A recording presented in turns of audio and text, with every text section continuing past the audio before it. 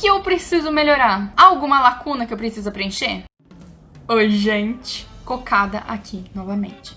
E dessa vez eu vim falar como eu me preparei para concorrer à bolsa de mérito acadêmico para realização de intercâmbio pela minha universidade. Para quem não sabe, meu nome é Kathleen Ferrari, eu sou aluna de enfermagem, sou aluna do último ano do curso de bacharelado e licenciatura em enfermagem pela Escola de Enfermagem de Ribeirão Preto, USP, Universidade de São Paulo. No ano passado, eu fui ganhadora da bolsa de mérito acadêmico para realização do intercâmbio e eu passei 3 meses na Inglaterra fazendo meu período de mobilidade acadêmica, e hoje eu vou trazer um pouquinho de como foi concorrer a essa bolsa e principalmente como que eu me preparei previamente para isso. Contextualizando, assim, para ser bem sincera, comecei a me preparar para o período de mobilidade acadêmica para concorrer à bolsa de mobilidade acadêmica muito antes do lançamento do edital. Quando eu digo que é muito antes, é tipo assim, quando eu entrei na faculdade, eu já comecei a procurar sobre os editais e tentar me preparar. Porque realmente eu queria muito sair para intercâmbio. Tipo assim, desde sempre, desde que eu tinha 10 anos, eu sabia que eu ia ir pro Reino Unido, entendeu? Eu queria ir pro Reino Unido, eu ia ir pro Reino Unido e eu ia me preparar para conseguir uma bolsa e eu ia ir pro Reino Unido, entendeu? Então, logo que eu entrei na USP, eu já fui começando a procurar sobre informações, conversei com alunos que já participaram de mobilidade acadêmica, conversei com alguns professores, procurei por editais. Inclusive, eu vou deixar o link que vocês podem consultar os editais passados das bolsas de mérito acadêmico ou das bolsas do Santander, todas aquelas bolsas que a USP dá para os alunos, né? As bolsas de mobilidade acadêmica que a USP concede aos alunos. Lembrando também que os editais, eles mudam. Nem sempre o edital é o mesmo, nem sempre aqueles quesitos que eles levam em consideração para concorrer à bolsa são os mesmos. Às vezes, os editais levam em conta somente a média do aluno. Outras vezes, eles pedem outros comprovantes, outros aspectos, outros documentos também. Então, é muito importante vocês levarem em consideração que cada edital é único. A preparação para o intercâmbio, para realização, né, do processo seletivo, para concorrer aos editais, de maneira geral, eu acho que a preparação ela é o mesmo. Mas eu digo que foram 3 grandes pilares que realmente me ajudaram durante o período que eu decidi concorrer pela bolsa de intercâmbio. O primeiro pilar é boas notas. Não tem como fugir de ter boas notas. Quando a gente está falando de mobilidade acadêmica, de intercâmbio pela Universidade de São Paulo, pela USP, e principalmente quando a gente está falando de período de mobilidade durante a graduação, não tem como fugir das notas. Não tem como fugir das médias, que a gente chama. Às vezes, é justamente a média que o aluno tem que vai ser decisivo para que ele seja aprovado ou não. Tem alguns processos seletivos, como por exemplo, que algumas amigas participaram, que basicamente o sistema selecionava pela média do aluno. Outras vezes, no caso do intercâmbio que eu participei, a média era um dos componentes para concorrer e para ser aprovado, né, para a mobilidade acadêmica. Então, desde o início eu sabia que eu ia precisar de uma média para ter melhores oportunidades dentro da universidade, incluindo as bolsas de intercâmbio. O sistema, né, o que a comissão, no caso, que está organizando o intercâmbio, ou o sistema utiliza, é o que a gente chama de média normalizada, que é diferente da média ponderada, que geralmente muito se fala sobre. Para realização de intercâmbio, o sistema e geralmente as comissões, né, de seleção vão levar em conta a média normalizada do aluno. Então, o aluno precisa ter uma média normalizada que seja boa.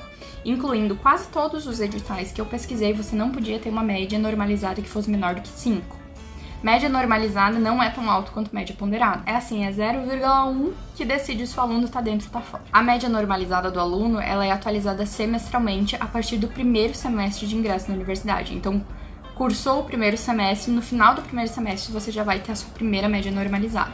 E ela pode ser consultada tanto pelo histórico escolar do aluno, tem uma parte lá que vai ter escrito média normalizada, e também pode ser consultado também pelo site da USP, pelo sistema Mundus. É só ir lá, sistema Mundus USP, e procurar por médias normalizadas. Eu digo que sim, a média normalizada, a média do aluno, ela é muito importante, mas o envolvimento institucional também conta como experiência. Ele te faz ter domínio sobre diferentes temáticas, não somente sobre a temática que você vai estar trabalhando durante o período de intercâmbio. Então conta muito com a experiência e faz com que o aluno saiba dialogar. Nenhum processo seletivo, nenhum professor docente de uma universidade de fora quer que você saiba somente sobre um assunto específico. Não subestimem o poder do envolvimento institucional. Inclusive, a escola de enfermagem eu sei que leva bastante em consideração o envolvimento institucional do aluno. O segundo ponto é o domínio do idioma da instituição de destino.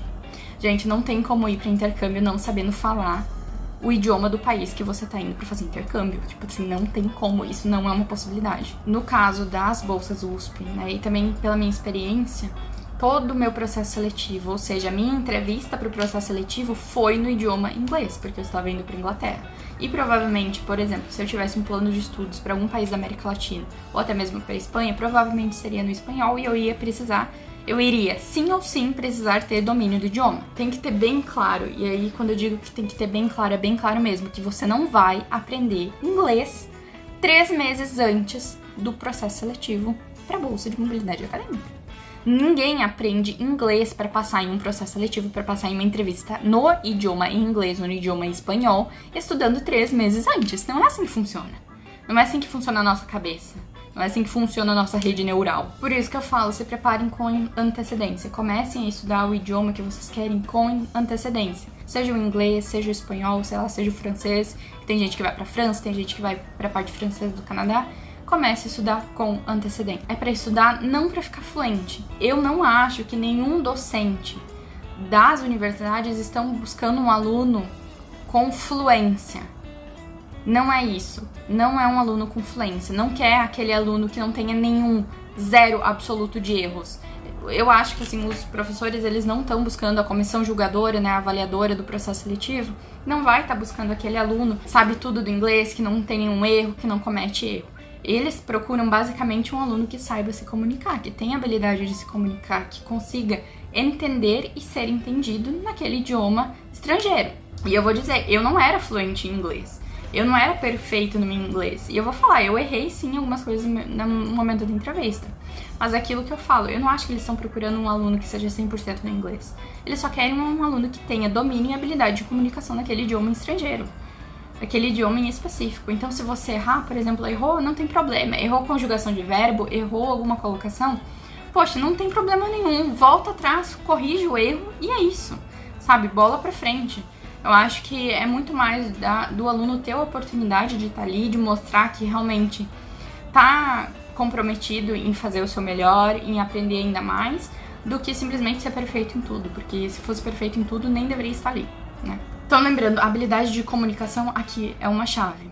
E também falando que durante o meu processo seletivo eu não precisei apresentar proficiência, ou seja, nenhum teste de proficiência que eu apresentei.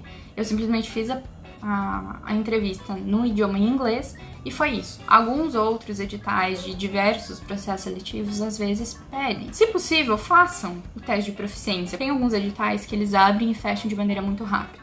Então, assim, às vezes eles nem pede entrevista no idioma estrangeiro, eles só pedem o teste de proficiência. Então, assim, quanto mais bem preparados, melhor. Estudar inglês é caro, e justamente por isso eu vou fazer um vídeo exatamente sobre como eu estudei para inglês, porque não foi sempre que eu fiz aula de inglês. Eu vou fazer um vídeo sobre os recursos que eu utilizei para estudar inglês e principalmente para melhorar as habilidades de comunicação no inglês. Terceiro, ter um bom projeto, um bom plano de estudo e dominá-lo. Eu digo, um bom aluno de intercâmbio que vai concorrer a uma bolsa de intercâmbio é aquele aluno que sabe o projeto de cabo a rabo.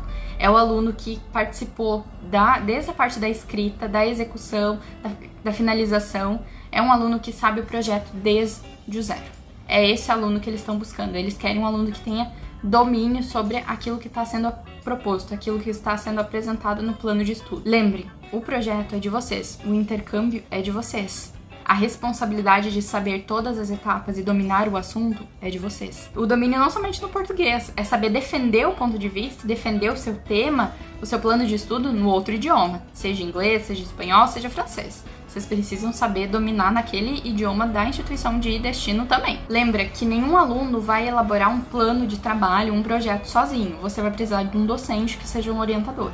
Então, quanto antes, se você realmente tem interesse em fazer intercâmbio, quanto antes você procurar por esse docente que possa auxiliar nesse processo, vai ser melhor. Então, justamente para ver quais são as potencialidades, quais são as fragilidades, o que pode ser melhorado, como pode ser melhorado. E geralmente, os docentes eles são muito abertos a traçarem um plano justamente com o objetivo, por exemplo, de fazer um intercâmbio no final daquele projeto, como foi o meu caso. Além disso, também é possível estabelecer parceria com a instituição estrangeira no período prévio ao intercâmbio. Ou seja, isso pode ser que traga um pouco mais de robustez a esse projeto, já que o intercâmbio vai ser realizado naquela instituição que já tinha parceria prévia, como foi o meu caso. Gente, uma coisa, lembra que o projeto, o plano de estudos, né? Quando eu falo que é um bom plano de estudo, é um projeto bem elaborado, junto com o intercâmbio, com essa mobilidade acadêmica, para essa mobilidade acadêmica, vocês têm que pensar que é um plano que condiz com os objetivos da instituição de destino. Então, por exemplo, eu vou dar meu exemplo. Eu fiz pesquisa na área de cuidados paliativos, certo? Eu estava trabalhando com uma escala inglesa, britânica, que foi desenvolvida no contexto da saúde pública britânica. Não faria sentido algum eu ir, por exemplo, para uma instituição da Espanha que não trabalhe com cuidados paliativos, ou para uma instituição da América Latina que não trabalhe nem com pesquisa quantitativa, que era a minha área de estudo. Então, quando eu digo que um plano de estudos tem que ser bem elaborado, é porque tem que ser pensado minuciosamente nessas questões. Você tem que coincidir o seu projeto com o seu plano com a instituição. Não é simplesmente, eu vou para a instituição X e depois eu vejo como que vai ser. Não, porque durante o processo seletivo, durante sua entrevista, eles vão questionar, o pessoal vai questionar por que você está indo para essa instituição. Eu acho que é a pergunta mais comum por que você selecionou essa instituição. O que essa instituição vai te aportar? Ou vai aportar para nós. Além disso, né, alguns processos seletivos, alguns editais podem pedir outros documentos, por exemplo, um currículo atualizado. Lembra que eu falei que ter envolvimento institucional é muito importante? Então, tá aí a importância, porque se eles pedirem um currículo atualizado, você pode demonstrar esse tipo de potencialidade. Além disso, pode ser que eles peçam, por exemplo, uma carta de motivação, perguntando por que você tá fazendo, quais que são as potencialidades, motivações, enfim. Cada edital, ele é de maneira específica. Então, você tem que ter boas notas, basicamente, você tem que dominar o idioma da instituição de destino e, finalmente, você tem que ter um bom plano de estudo, um bom plano de trabalho para a realização do intercâmbio, principalmente para ser aprovado nesse processo seletivo. Sabe aquelas perguntas? Parece bobo, mas não é. Sabe aquelas perguntas que você bota assim no Google? Perguntas realizadas em entrevista de emprego. Perguntas realizadas durante processo seletivo para a bolsa de estudos. E aí pipoca várias frases tipo assim: o que o intercâmbio vai agregar na minha formação? E para minha instituição? O que eu vou agregar para a instituição de destino? Quais são as minhas potencialidades? O que eu preciso melhorar? Há alguma lacuna que eu preciso preencher?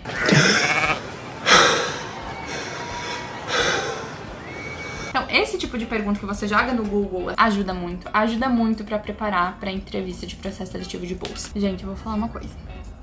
Lembrem disso que eu vou falar. Por favor, cuidem da saúde mental de vocês, porque não vale a pena a gente desperdiçar nossa saúde indo atrás de boas notas, indo atrás só de envolvimento institucional quando a gente internamente não tá bem. E lembrem, uma porta que se fecha geralmente é duas que se abrem. Eu acredito muito nisso. Eu acho que a gente precisaria também pensar um pouco mais sobre isso. Gente, eu espero que vocês tenham gostado. Beijos de luz e deem like, se inscrevam e acompanhem os novos conteúdos do canal.